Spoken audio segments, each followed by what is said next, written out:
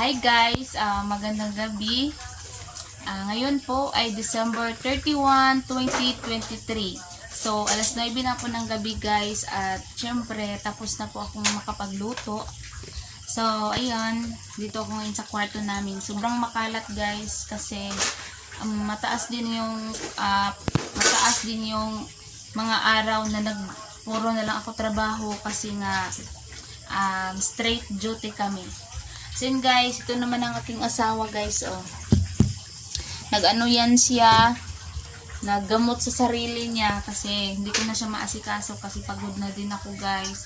Tapos nag-out ako kanina ng alas 5, tapos pag uwi ko nagluto pa ako kaagad kasi ako talaga yung nagluluto kasi gusto ko na ako yung magluluto sa pagkain namin pang New Year. So, ayun guys, masasabi ko lang guys, sana sa panibagong taon ay yun, hindi sa lahat ng panahon maging masaya kasi kasama na talaga yung mga suliranin, pero sana palagi pa rin kaming masaya ng aking asawa at ng aking buong pamilya.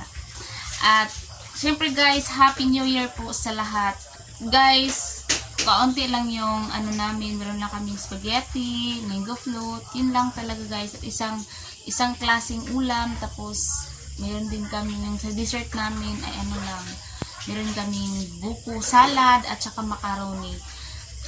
Sa panahon kasi ngayon guys, hindi kailangan na maghanda ka ng napakaraming pagkain para lang sa pagsalubong sa bagong taon. Depende na kasi yun guys sa inyo, kung syempre kung marami-rami naman yung budget nyo o kaya medyo hindi naman kayo kinakapos or talagang may budget kayo, so walang problema yon. Pero kung katulad kayo sa amin na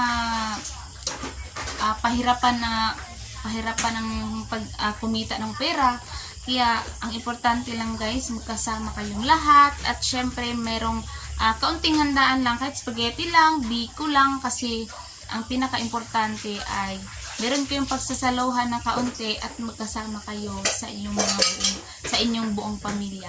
So yun lang guys, bye! Happy New Year!